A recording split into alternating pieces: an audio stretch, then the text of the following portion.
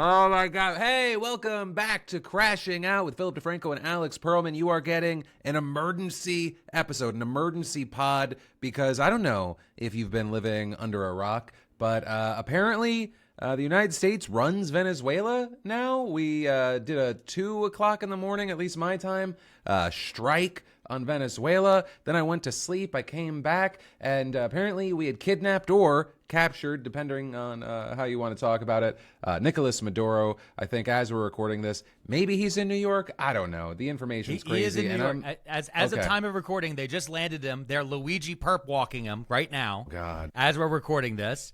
It is currently almost 6 p.m. Eastern Standard Time on Saturday, January 3rd, because it's the third day of 2026, and you're we're right. at war. You were right. You were like, hey, let's speculate. And you were like, it's not full-on ground invasion. I think it counts. I don't even think it's technically a technicality. So here's the thing. We're actually backtracking into a ground invasion. So the thing we did last night, so just so everybody's clear, because for some reason, Phil was awake at 3 a.m. Mm-hmm. You hit the group chat. Then this is the order of operations. I went to sleep last night at about 1:55 a.m. Just before. I remember actually looking. This is the thing. I looked at my phone and I was about to I was very tired, but I was about to open it. And I was like, don't do this, buddy. Put the phone down. You're pretty hammered. Just put the phone down. Go to La La Land. And I did. I closed my eyes and I went to sleep. Phone was on D&D. Do not disturb. And then I woke up to 30 missed texts. And a bunch of them were from you at 3 a.m. And then our producer, Ben, at 7 a.m. So you were just like, we're just attacking Venezuela now. Oh my God, I guess we're this shock and awe style thing. And then at 7 a.m., the producer going, they kidnapped Maduro? And then by 11:30 a.m., it's like, we arrested him because he's going to the Southern District of New York where all the bad, worst criminals go. Ignore everything that happened in 2023. Also, we arrested him for oil, but no, not oil. I mean, drugs. No, it was but fentanyl. It was fentanyl, but we don't have any of that listed in any of the charges. Even though there is a gun charge in there for some reason. Apparently, this is in America. So for those of you guys I've gotten so many messages, so many comments from people all day. Will there be an emergency? Here it is, y'all. Emergency episode. I actually even tried to set up a soundboard just so I could hit like sirens and alarms. I wanted to do the air rage sirens. That's what some of the good grifters do when there's big moments like this. A little bit on that note, I want to say a quick congratulations. Maybe it's a little early. Quick congratulations to insert number of members of our armed forces who are about to get some Penguin Random House deals. Maybe we should start spitballing some titles for their books. You talking about for the Delta Force soldiers who went in? Yeah. Oh yeah. I saw the guys over even Black Rifle Coffee joking about it because all like anytime there's a big thing, there's just we're gonna write a book. It's gonna turn into a movie. It's called I Caracas. That's gonna be one of them right off the bat. There's gonna be so many. I'm sure the Black Rifle Company guys are just very excited. They're like, oh, we're gonna start selling Venezuelan beans, right? You have the Colombian beans, you got Venezuelan beans. That's going to be the take. Well, listen, this is a cash-in now. That's the thing. There's a lot of people out there. I've seen some people be like, oh, my God, war is bad. Whatever, guys. Get with it. The president said we're in the oil business. That's an exact quote. Yeah. You made me watch that fucking press conference. I joined Phil. Oh, poor you joining me. We had a great pod. Quarter million people tuned in to see our brains fucking explode. Well, and then we got to watch, I think us, like the rest of the world, got to watch the president's brain warm up in real time because that was the lowest low I've ever seen him. And bore everybody. How do you be like, yeah, I guess we just took out the head of the snake? Because he was reading from a piece of paper. Like he clearly they had a list that they gave him that they're like, here are the 26 talking points you need to hit. And they gave him this list, and there were certain things that he was reading from. And let's face it, our dude, your favorite guy, does not like to read.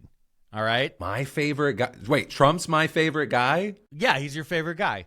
Hey. You could say my favorite gal is Marjorie Taylor Greene, and she spoke truth to power today. Yeah. Hours before she retires. Literally. Yeah. She's like, she just keeps going like this. She's like, Is it vested yet? Are my benefits vested yet? I'm out. By the way, no foreign wars. The way that you talked about it, in the sense of it's like how you become a different person when you put your 2 weeks notice in, 100%, 100%. And you're going to see so many of these guys we're already seeing. And I think, as we said right before we came on here on this broadcast, which we're recording, it's not a live stream. We want this to be out for Spotify and iTunes and all the other different fun things. As we hop on here, it's going to be a matter of which senators now want to be correct about this war 2.5 years early. This is an illegal war that's being done for oil that's going to have a lot of different issues, that doesn't have any logistics backing behind it, that has just so many issues with it. And we're going to see right now, I'm currently watching Democrats, obviously John Fetterman, but a few of them do a wishy-washy on who is, Maduro's a bad guy. Okay. Like Hakeem Jeffries' statement, which you read to me on the one. Okay, well, the Hakeem Jeffries ones that was painful. But the Chuck Schumer one's also shit. There's a lot of them where they want to go in and they want to say, this dictator's bad. The dictator's bad and he shouldn't be president and these things. But they can't square that with also we shouldn't have just invaded a country in the middle of the night. Like, that's another thing, because I think they're stuck versus like Soleimani or even Iran, where these were strikes. We have now walked ourselves into the fact that this is now officially and unofficially an invasion, because we live by decree, and he has said that we're not leaving. Yeah, so I think the big thing there, I'm not going to fault any of these guys for being like, hey, Maduro's a bad guy, hey, Maduro is a dictator, hey, and they're prefacing it, because here it's very easy for anyone, but we see this constantly, and it's not like it's only happening there, but we see it constantly of people super hyper clipping things, or it's easy to mislead people when you have just the simple part. If you just say, hey, this was an illegal invasion, people are like, well, what about Maduro? So they're prefacing it by going like, hey, this guy is a fucking scumbag, but we need to talk about what this means as far as the legality and the precedent it sets, not only for our country, but as far as like the world stage. And that goes for not only our allies, but even more importantly, our enemies. But the thing is, what you're saying there is I've seen this, especially on social media. And this is the reason why I get so mad about when I've met congressmen, I've met senators, and how many of them tell me that they do not actually engage with any of this stuff on their free time. They try to go out of their way to not be involved in politics and news.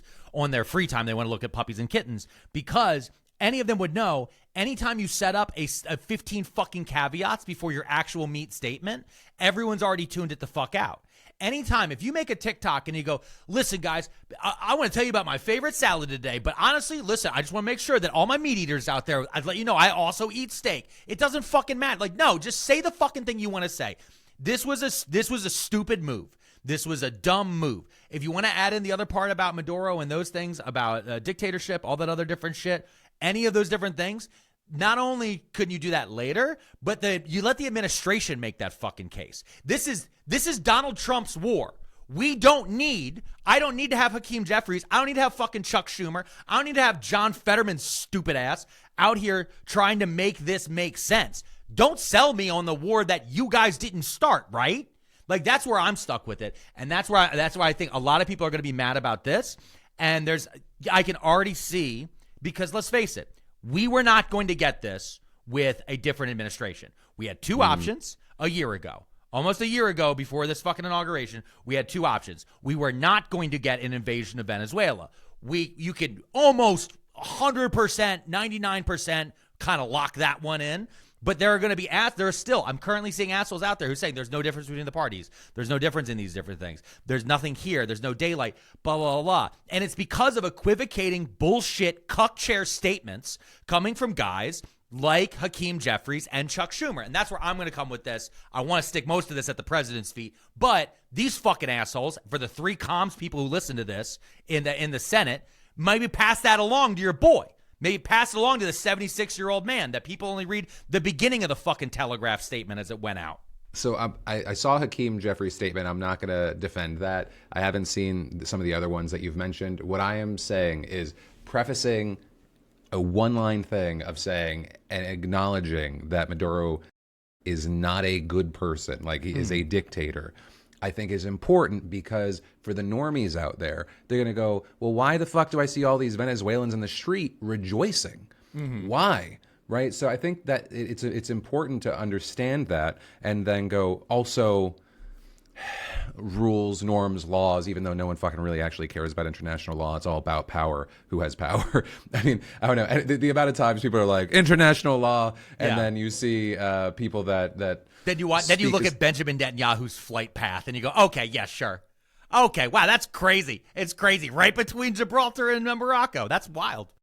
One of my favorite things though was Zelensky talking about it, and they're like, well, if Trump is down with just snagging, black bagging dictators, I think there's a certain someone that could take a visit. Trump basically said he inferred it a little. That's because Putin wasn't the last person that he talked to. He'll talk to Putin again and he'll be like, maybe I'll do it to Zelensky. Well, it's whoever FaceTimed him last. Yeah, we have an iPad president. That's the thing, is like the images that have come out of this too. He did it. Trump's down in Mar-a-Lago. A series of just to not feel even more like the Wizard of Oz. Everything around this has been a series of curtains. So if you go and you watch the press conference today, he's at Mar-a-Lago. They had a series of blue curtains behind him. And then if you go and you see any of the images, they have a bunch of black and white images that they put out of Trump watching the raid late last night with Stephen Miller and Pete Holocaust Hegseth. They're down there watching it together. No, I'm going to give it to fuck these people, because I sat through Genocide Joe, I sat through Holocaust Harris, I sat through all these fucking names, and now we have a man who has bombed Iran, has invaded Venezuela, has threatened Panama, is currently posting images about taking out Greenland. Yesterday threatened fucking Iran, right? How many fucking wars does this motherfucker have to threaten or do to get actual peace protesters to fucking pull on their big boy pants and go out there and actually do the right fucking protests? Because I'm sick of this shit, okay? You're going to show up, go show up at another fucking book reading, guys. That'll do it.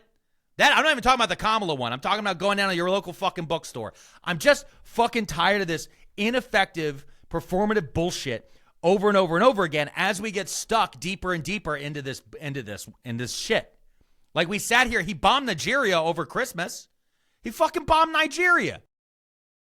And that's like a little bit of a footnote. I think what it's going to be very interesting, right, regarding like him being a peace president and his base, which, I mean, we've talked about a little off camera, being fractured, is what the base is going to be. Obviously, with Iran, that is different than what is being discussed now, because a lot of the America First peace president people were like, well, he struck and then like kind of poofed, disappeared back to America. Whereas you have him saying that we are going to be running Venezuela. And when people are like, oh, well, he means maybe remotely or anything. If we are taking over the oil industry over there, and there's already talk about, oil execs and all these bigwigs heading over there, is there, unless you are hand in hand with the government there, you're going to have people that are guarding the facilities, that are guarding the pipe. If you're guarding the pipelines, how many people would you genuinely need there? I mean, also, are we going to then use DeVos mercenary troops then? Do we have enough robot dogs with AR-15 strapped to their heads? No, I'm being dead serious. Like, do we roll out the Israeli drones? Do we get some Spotify billionaire money, put out the drones that are tied into Peter Thiel's thing, and hopefully that they can network and watch the entire pipeline? Like there's actually serious questions in here of whether or not some of the testing that's been happening on weapon systems in Ukraine, will that testing now be turned into, oh, well, now we have a lab on this time standard. We'll do it on, is Caracas Eastern Standard Time, or is that Central? Like, whichever one, it's going to be at least U.S. based. Like, we don't have to worry there's a 5-hour time delay to wait for Washington to wake up to see whether or not the right drone attack worked in Ukraine. And I think there's that. When I was listening to what he was talking about, the very clear part to me when he was talking about infrastructure, He's not talking about roads. He's not talking about trains. He's not talking about hospitals. He's not talking about schools, electricity. He's not talking about water systems. He's not talking about food systems for the people of Venezuela. All of infrastructure is solely pipelines. All of infrastructure is solely going to be refineries. All of this is going to be docks to remove resources from that nation. And he said repeatedly to make the country rich. He then never said which country. Right. He kept inferring he was talking about Venezuela while talking repeatedly about how he's going to bring in oil executives and oil companies to rebuild, quote, their stolen wealth. When a lot of these contracts, too, that they had were back in the 60s and 70s that were pushed through during the Cold War. So there's like a lot of mirrored, getting into the Iran side of things, there's a lot of weirdness in there with the same way that BP and the United States overthrew a prime minister in Iran all the way going back to the 40s that then installed the Shah and blah, blah, blah, whether or not there's a same sort of mirror to history in this moment right there. But I think in reality what we're seeing is a destabilization effect about the entire northern area and the Caribbean that's going to happen. Whether or not he started to threaten the president of Mexico in the middle of this shit. Like, everybody thinks he's going to do this and he's going to be done. He's going to do this one thing, he's going to be done. Y'all know. No. If he gets it, because he's getting away with this one. As he gets away with this one, what's going to be the next thing? Lindsey Graham came out and said it should be Cuba. And then they mentioned Cuba during the press conference. And there was a real great pull quote in there that Cuba is being run by senile old men with a collapsing economy. And said that right with Trump right behind him. Right behind him. It's going to be really great. When J.D. Vance runs that against Marco Rubio in the primary in 2028, it's going to be really great. Where I was really lost on this was Trump specifically said that the opposition leader, Machado, would not be the person that would be leading the country moving forward, right? Says that she just doesn't have the support. Seemed very supportive of the current VP working with the Trump administration. Yeah. But then the VP got on TV and was like, you need to release Nicolas Maduro. Like, you've come overstep. I'm paraphrasing. And I don't know. I know that, like, we've talked to a few people that said Trump may have genuinely gotten confused about who's the VP and who's the opposition leader. I don't know if that's to Trump. They all look the same. So what does it fucking matter? I mean, like, for real. Like, he's an old man. This is an old man with dementia who clearly stayed up way too fucking late. If you watch the press conference, watch the first 5 minutes of the press conference. He was a sleepy boy. He was Drowsy Don. Drowsy Don was out there just dumping around in front of all of us. And it's very clear that Rubio definitely wanted this. Rubio wanted this more than anybody else. This is a Rubio deal. Hegseth wanted to make up for the Yemen bombing. Okay, I'm calling it's Rubio. We should maybe call him like the resource rapist. Maybe that'll be our cool nickname. Got to have a great alliterative nickname for our war criminals, guys. Is that too much? Do we need to edit that one out? No, well, we're not going to edit this thing. So emergency pod. I found a loophole, everybody. But I think that there's a faction that was clearly standing directly behind Trump, of Stephen Miller, and Raising Cain, the chief of staff. Obviously, he's in the Air Force or whatever, so he's just pointing, he'll blow it up. But the Stephen Miller, Hegseth, and Rubio directly behind Trump was this wing. That wing of the executive is what clearly wants this. And then when you go and you look at the Senate, I think the Senate is more on board with it than the Congress people. Because, again, the senators are like, all right, well, if people don't like it in this college town area, then I can just go over to this other area where they do like it inside of a state. Congress people are like, I represent the college town. They hate war. You know what I mean? Like, so I think the Congress people also, them being up every 2 years, they have a much shorter term look at everything. So, yeah, I think that's politically, that's where the fallout's going. Internally, the U.S. Yeah, I mean, as far as the political aspect of it, whether it's kind of the jostling and trying to figure out how your own people see you versus what is actually going to go down in Venezuela, I was very interested. I saw Emmanuel Macron tweeted out that he said he just spoke with the opposition leader, right, Machado, and said, I fully support her call for liberation and the protection of the political prisoners of Nicolas Maduro's regime. Like all Venezuelans, she can count on France's support to raise her voice in favor of a peaceful democratic transition that fully respects the sovereign will of the Venezuelan people.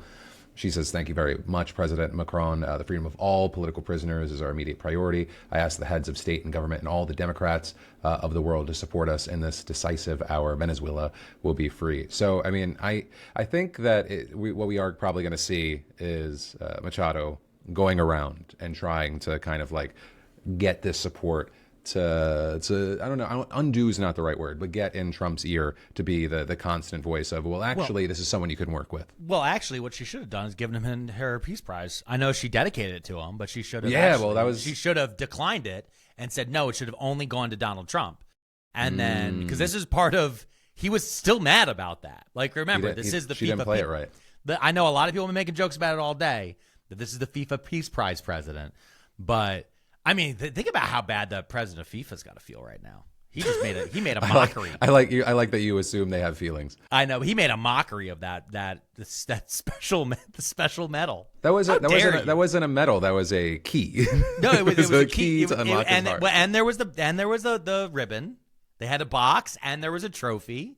There was a whole thing. It was a whole thing there. And so he's really just made a mockery of the FIFA Peace Prize. I just wonder who's going to be the second person to win it. Probably Putin.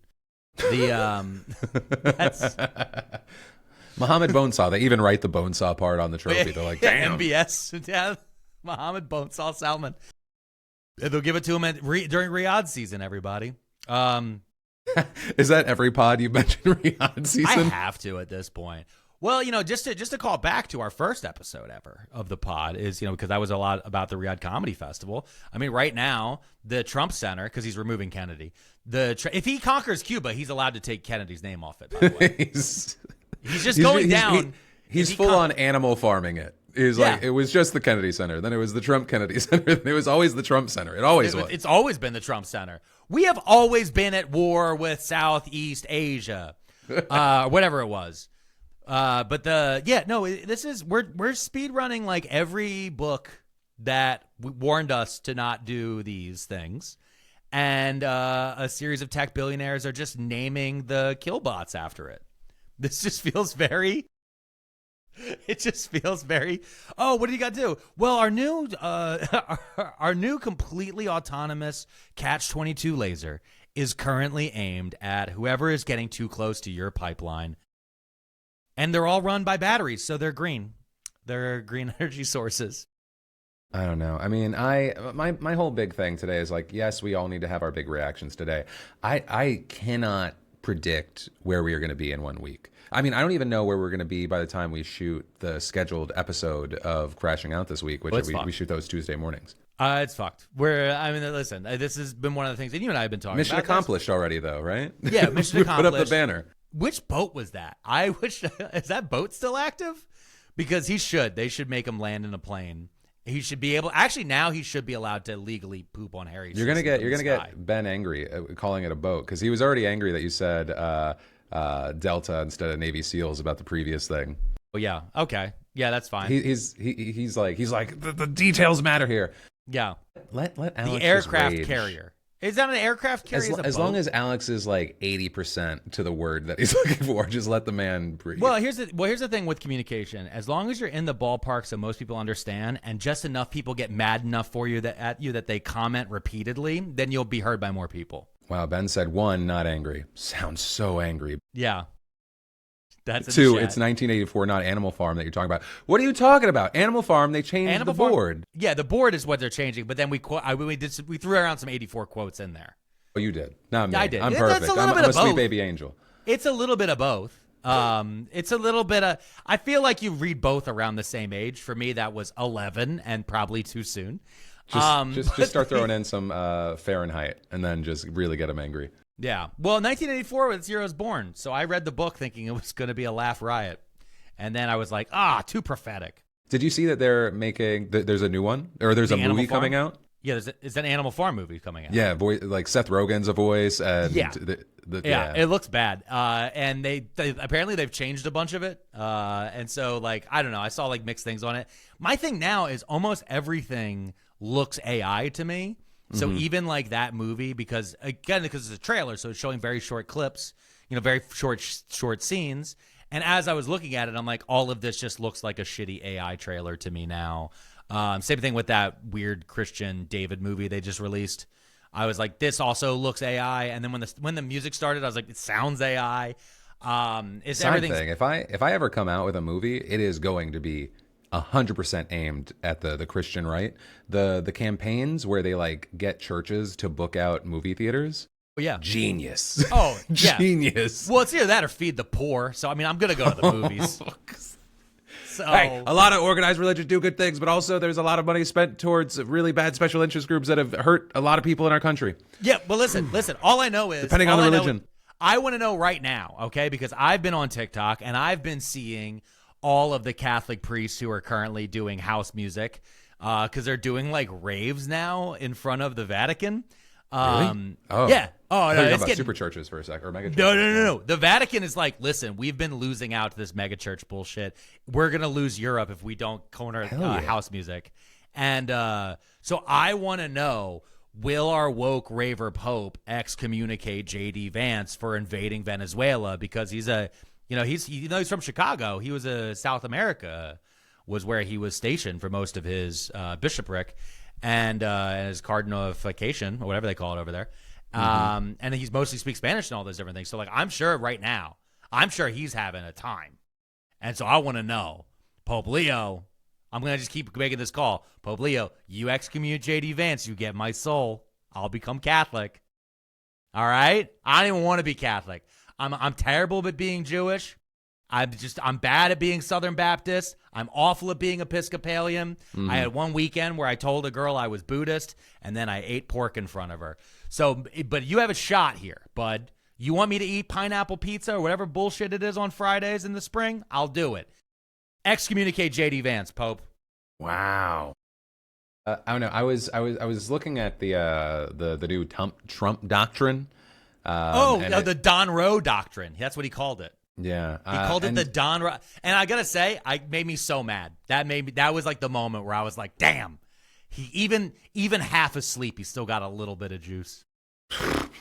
It stood out to me because I was recommended to finally read The Republic by Plato, and so as someone who is 7% through that book. And so thus an expert, I was really intrigued by the idea of like, what is justice and like who's allowed to do what is right in the world, because right there is I'm gonna butcher this, but if you've read it, there's an argument in the beginning about like what is justice, and it's spoilers for The Republic by Plato. Spoilers on Plato's Republic. Okay. But there is this big argument of like, okay, so justice is essentially doing right to the good and inflicting evil upon the evil. But then there is a counter argument that justice is whatever those with power say is justice. And I think that is what we are very much experiencing right now. Like there's a deeper argument there, but it was something that I've thought about more even before, starting this book of it's always been the case, and maybe it's just been a veneer, but more than ever it is power rules and power leads, and it's hard power now. It's not any of this soft, weak USAID power. It's we will literally fucking kick in your door. Yeah. And take you back. Soft power's for good times.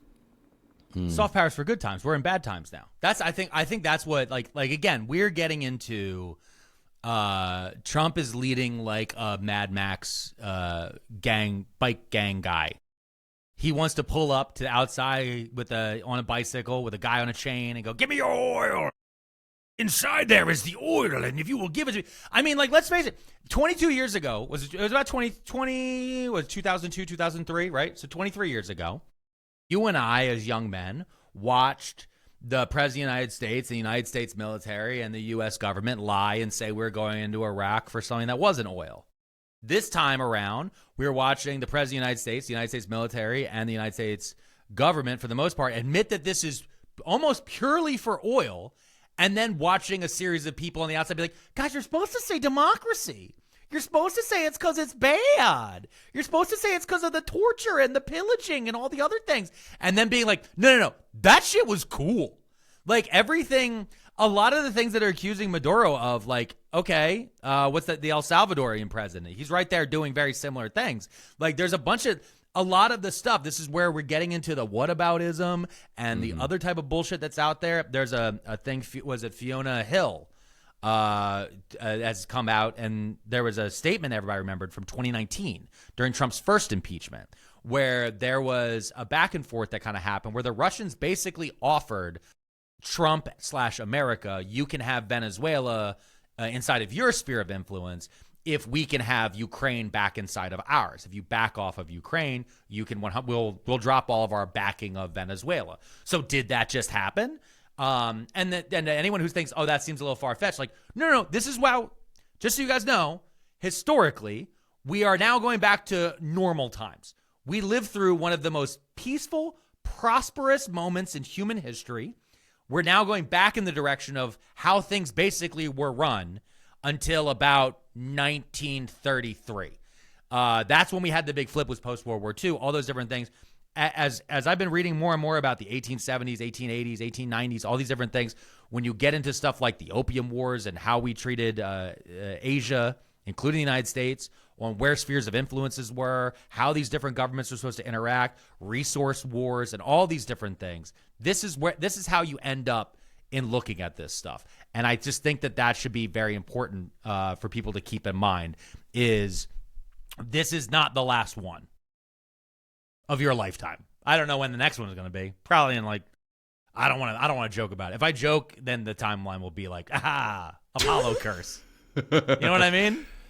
Because I have a number in my head and it's crazy, but I think we might hit it.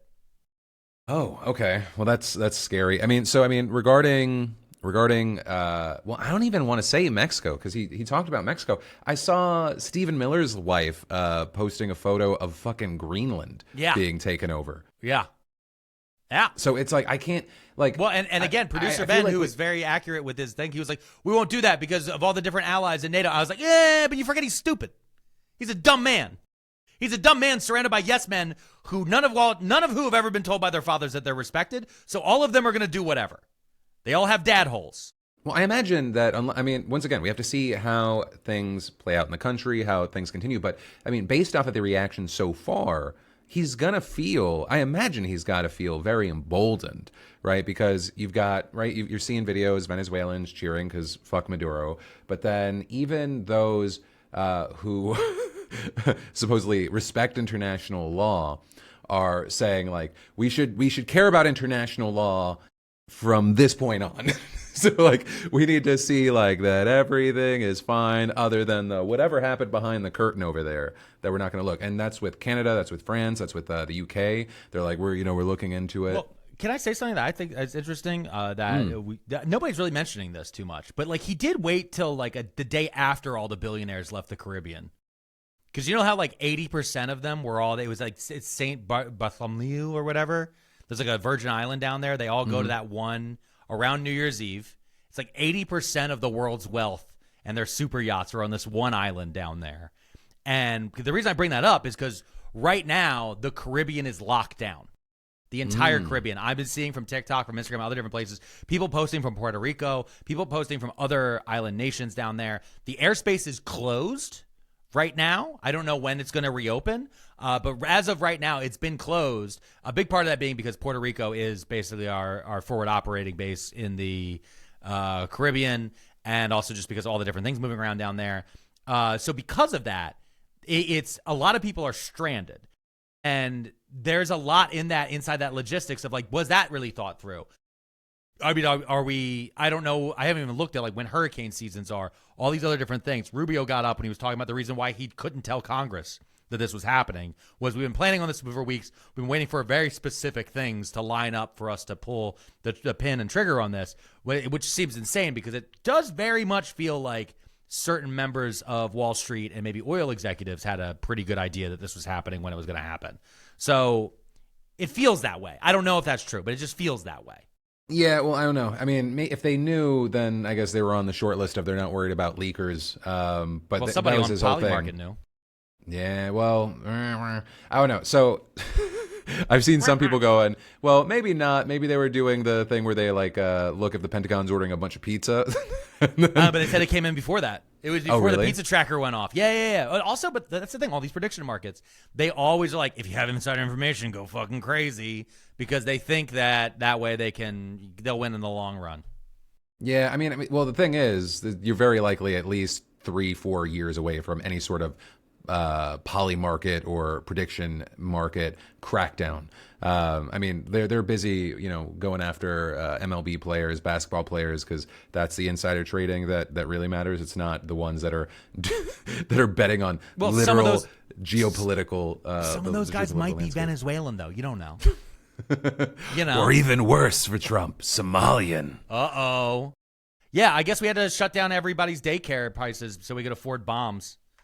Like, that's the thing. Is like we spent all weekend screaming about almost decade-old case and all these billions of dollars. We parked an entire invasion fleet off the coast of Venezuela, dropped how many bombs?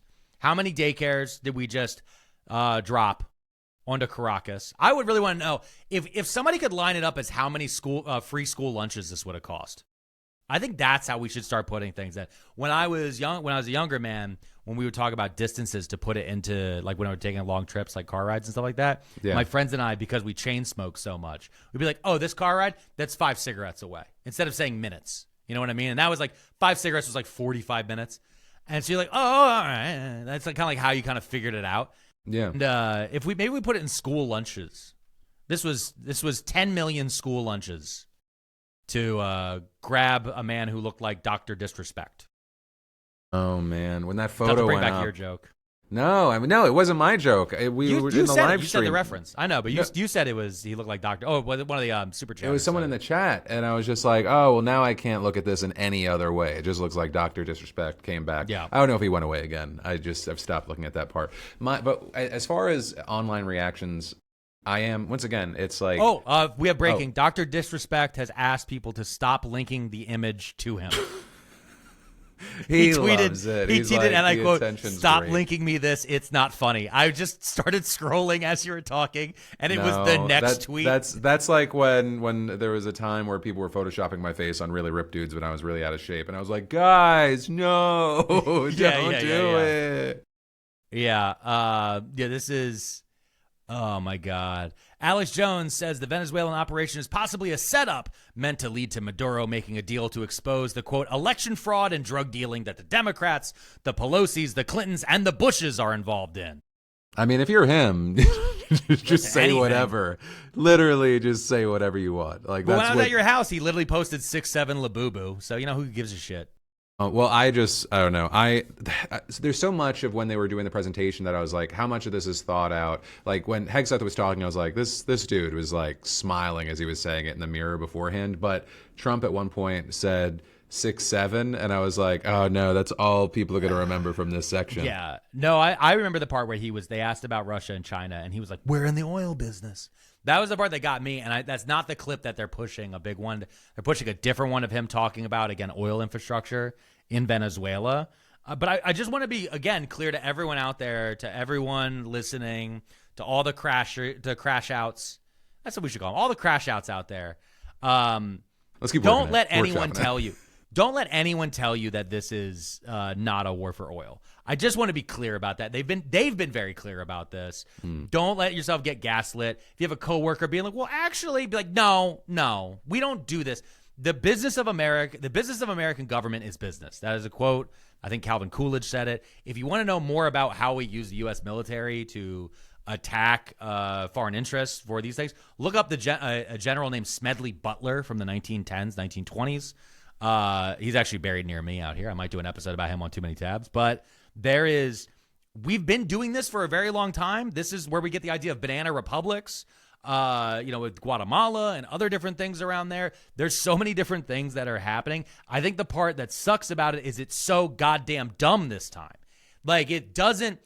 I want it to be clear, in 2003, they really psyoped us into Iraq. Like, there's a lot of people who are like, I can't believe you guys fell for Iraq. And, with Afghanistan 9/11, it kind of like makes at least a little bit of sense. But with Iraq, there's so many members of Gen Z who are like, how did you fall for this? And while there were a lot of people who didn't, there was also so many levers of both government and business and entertainment and all these different interests that were very much into like really pushing the narrative for that war. And this time around, they're not trying any of that shit. I mean, like, he literally just stood up there. I was like, they got oil. It's a lot. It's a lot of oil. And if anyone else wants to step up, FAFO. I've been told FAFO, is that a labubu? The labubu FAFO and I will 6'7" all over your mom's house. Greenland is actually cold. Like, that's where we are. I miss. His name was Sleepy Joe because you went to bed. Yeah. Once again, slept through the whole fucking night. We can end this emergency pod here in a second, but we'll see where this is on Tuesday, Wednesday, and we'll see where this is in 7 days. Just because you say mission accomplished does not mean that. I'm very intrigued to see what this VP is going to continue doing. I'm very interested to see what the opposition leader in Venezuela is going to continue doing. Yeah. Because you can't just.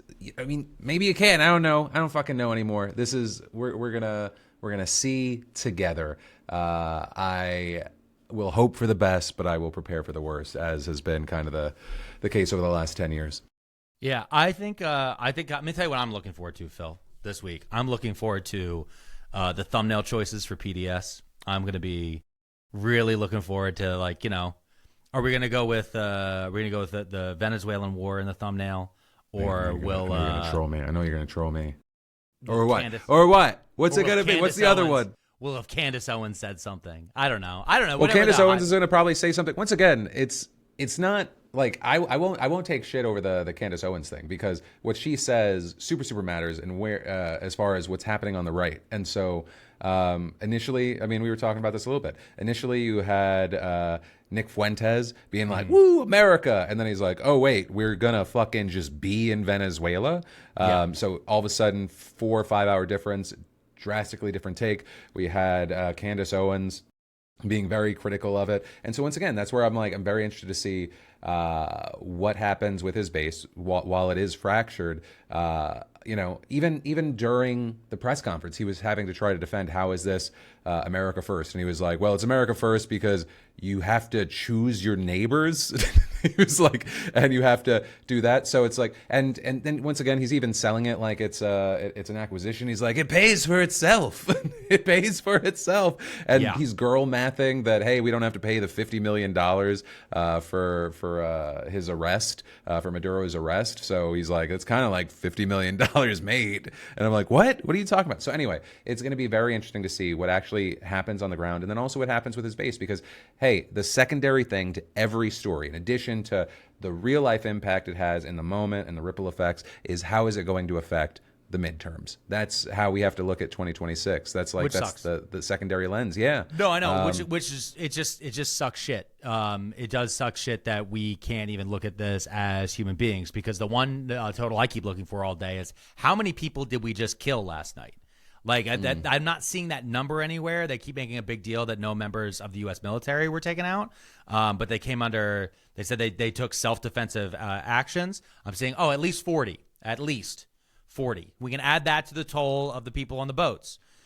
This is, again, these are human beings are being killed, and I think that it sucks that everything gets turned into these over and over and over again. And even as they're going to be talking about the midterms will be, well, how that will affect 2028, and how will these different things do all this other different stuff. And again, I think the destabilization of what we're going to see, and who is going to end up taking in all these refugees, how those are going to then ripple throughout the region. Will this push Brazil into actually becoming an even bigger power? Because it's not like traditionally people would head north. Are they going to try to head to Brazil?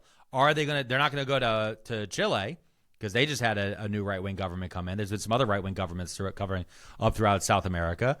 I don't know if they'll be able to get across El Salvador if they were trying to go to Mexico. And so there's just issues over there when you're looking at all this different stuff. So I think we are, as we said in our last episode, the very fun one that a lot of people were like, oh my God, I hope you guys do more in person.